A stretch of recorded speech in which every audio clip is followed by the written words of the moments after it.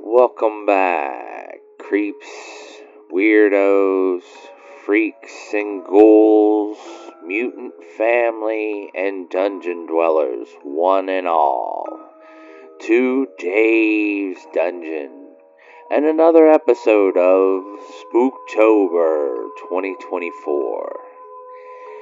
Tonight, we talk about a little indie movie called Hell House, LLC Origins, the Carmichael Manor. Now, this one is by a little-known director and writer called Stephen Cognetti. And I've got to say, over the years, I've become quite a fan of his work. Now, before we get off too far into this, I owe Stephen a little bit of an apology. You see, I said Stephen's second and third Hell House probably weren't worth your time. And I was wrong. Because Stephen has been building a little world for us, and he has been lacing it with all of these clues and all of these details that I didn't realize until we get to this one. And you go, well, how are they continuing with this? How is it we've left the old dingy hotel we've done 3 times in a row and we're now gonna go somewhere else. 4 movies into a series. I really gotta say I'm sorry, Stephen. I was wrong. And I'm gonna do Hell House 2 and 3 a solid tonight in reviewing them and talking about how much you really do need to see this whole series. And we'll punctuate it by talking about how good this movie was, coming to us from 2023. It runs about 100 minutes, 99 if you're being pedantic. But the real strength of this series, which has long left the original hotel and its original cast, has been in the sort of side story, the way the story is told by all of these other people who are survivors of the fact and survivors of the incident, telling you about it afterwards. But let's not be remiss and not give out MVPs this time to Destiny Leone Brown as Rebecca Vickers, Bridget Rose Peralta as Margot Bentley, and James Lydell as Chase. Yay! MVPs to you and director-writer Stephen Cognetti. Hats off to you, Steve. I think this is possibly rivaling your first and your best work. And I have to say, as an origin on the Hell House series, this works. This makes sense to me and ultimately helps answer questions I've had since the series began. And one that persists the entire original trilogy, for lack of a better term.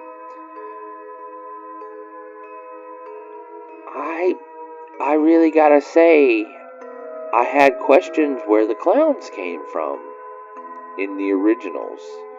And gotta admit, some of the clown work in a movie about a haunted hotel was some of the best. So, for those of you who are in my viewership, which I can't imagine there are a few of you, with coulrophobia, in the past I've warned you off of certain movies, but this is specifically coulrophobia viewers, beware. You will not have a fun time with this one if you don't like clowns. You get me? The clowning around in this one ain't no funny business.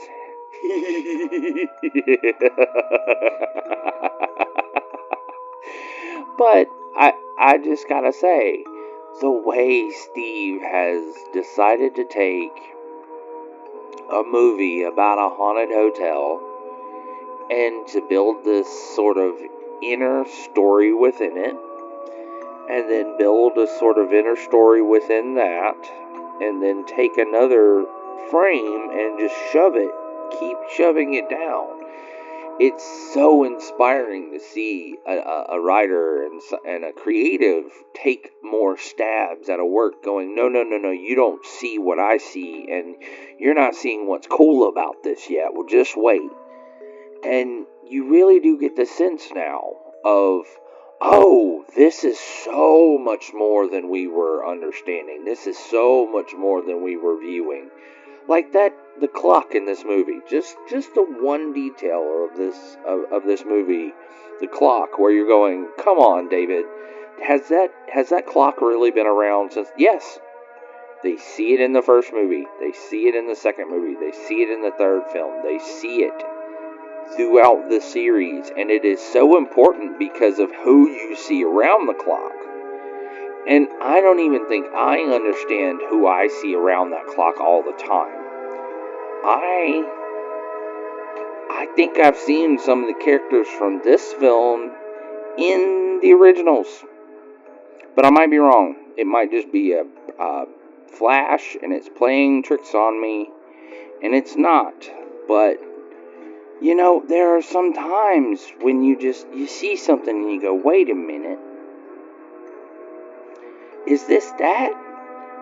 And now I gotta be fair with you. For those of you who are going, now Dave, I've come with you through a lot of shit, but do I really gotta go through these movies? I'll be fair with you. The second one of the Hell House is probably the weakest. But now, given what we know, given all the little Easter eggs and things to go back and look for, you gotta go back and see 2. And 3 is now so important to the story because we're moving directly off of the consequences of that final movie and of how everything went down in the end. So it's not like we're even restarting, and it's not like we've moved on. We've got more story here. Now, to say that, and to then say you spend 0 time in the old hotel. So for those of you who are going, do I have to watch the same place again? No. Completely new place, completely new scares, completely new reason for why we're there. Well, sorta. The reason is new to us. That's the important part. It's new to us. We may not have known why and how things were happening, but we knew that they were. Now the origins is giving us the how and the why, and I gotta thank Stephen for that so much. It was so refreshing to see him go back and play with, well, here's how it starts. Here's how it goes. And these are the people who got you into this mess. But then, to turn it and make it its own problem, to make it its own horror, is chef's kiss. Yes. And I really gotta say, I had a blast with this one. And I hope the rest of them, that whatever else he decides to do, I'll be there. I'll be there. But it's, I will say, it's not the fastest movie.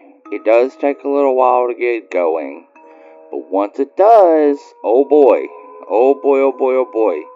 And if you're a fan of the Hell House series at all, if you've seen the first one, you know the formula. It follows pretty closely along to start slow, picks up, oh god.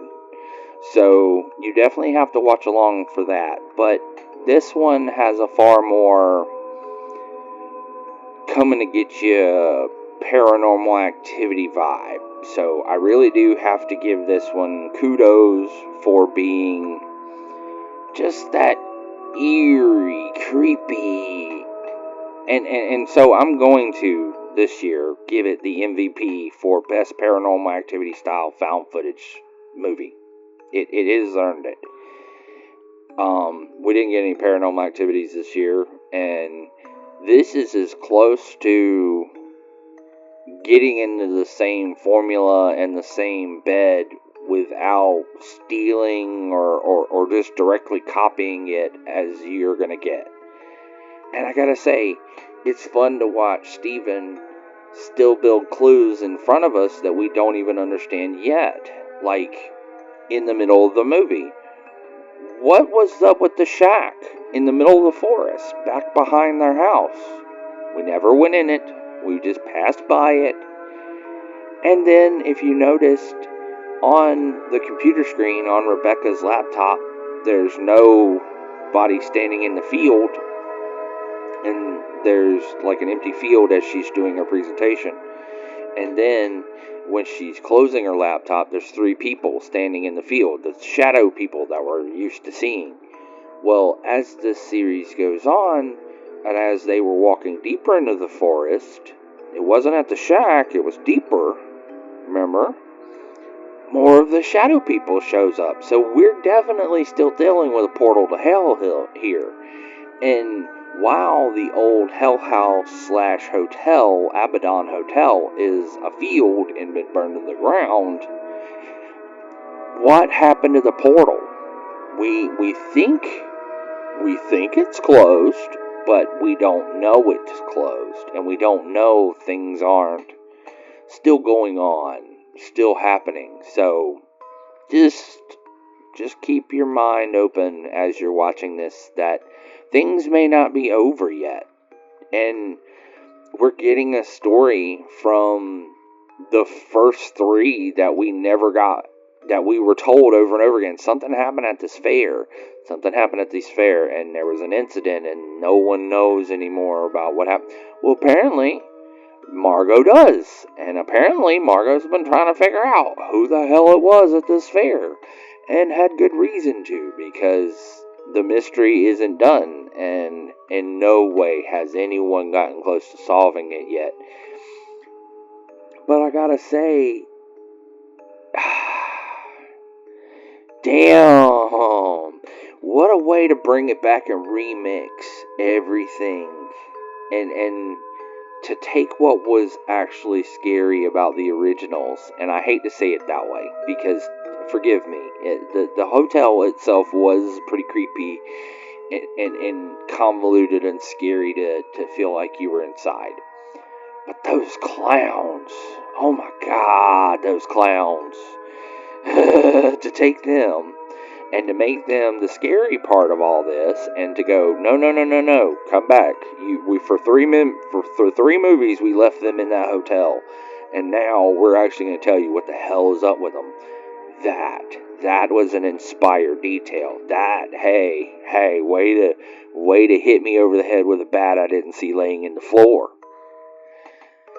And I don't know if you're going to notice it.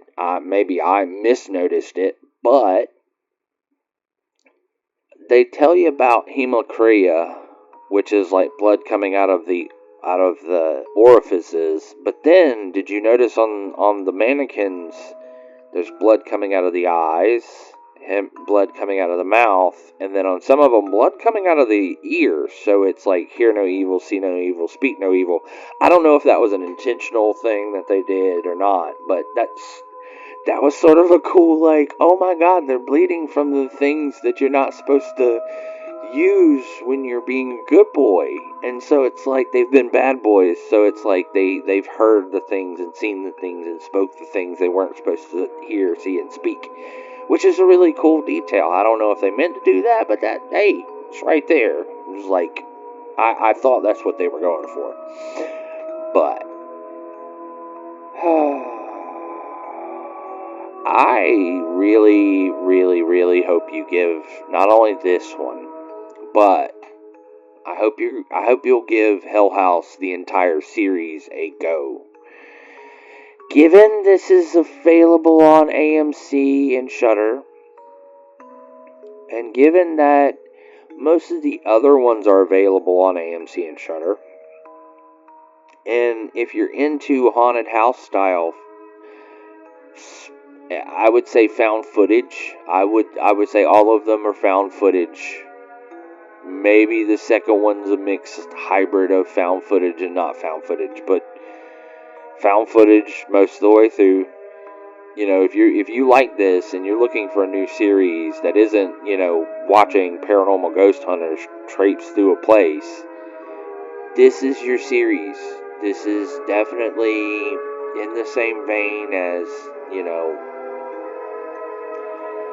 all of your favorites, but it's trying to do the whole haunted house gets leaked on the internet style footage in a way that's super interesting and I find fascinating, and I hope you do too.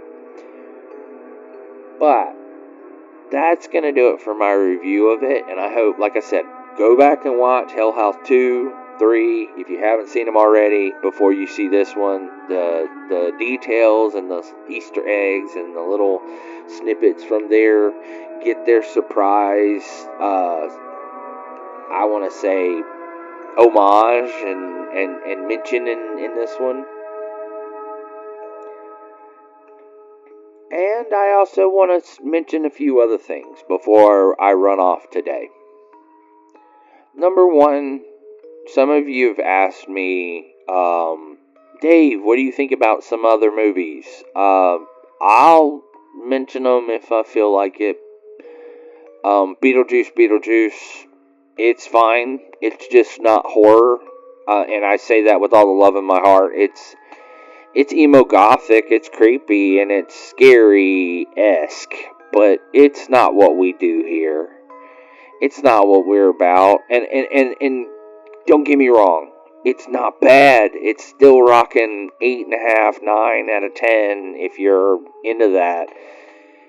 It's just not horror, scary scares like we do here. It's not...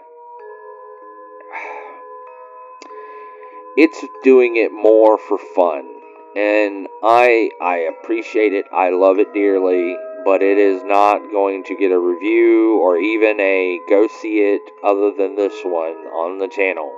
Sorry. I had a lot of fun there. There's nothing wrong with the film, and I love Beetlejuice 1 in a way that's unhealthy. But Beetlejuice, it's got some big shoes to fill. And it isn't what we horror fans are looking for. It's not to say it isn't good. It's not to say it isn't horror, creepy, or gothic. It is to say it's not spooky, scary, or murdery. It's enjoyable still, just like the Wednesday television show. It's just maybe not to everybody's standards, And again, no smoke off Wednesday. I love Wednesday. Jenna Ortega, Scream Queen all the way. Just sometimes that stuff is different speeds, I wouldn't go recommending things like Cannibal Holocaust to everybody. And so, we do things a little differently around here. We recommended In a Violent Nature just a couple of days ago. I'm gonna pace myself on all these things. So, number one, yes. I thought Beetlejuice was fine. I thought it was good. Like I said, beat a C- movie. For horror, you start getting into how much of it is makes sense and how much of it works and how much of it doesn't. But I won't bore you to death with that. The other part is some of you have gone, hey, Dave, we know you've seen Terrifier. Where and when is that getting a review? See, I don't have time to do Beetlejuice. I have to do Terrifier. But surprise, I just got through seeing it not too long ago. And I'm doing this review afterwards, after I'm trying to wrap my brain around that movie. And I gotta say, that's gonna be a perfect addition for our Christmas horror special on October 25th. So, I'm so looking forward to finishing off the Halloween Christmas special with Terrifier 3. And it is a much worthy addition that you all need to go see right now. If you take nothing else, if you don't even hear my Christmas horror special, take my review right now for Terrifier 3. Go see it right now. Yes. Yes. Go put your eyeballs on it. Unless you're squeamish, then no. Do not. But yes. All of my yeses. All of my yeses. All of my much. Yes.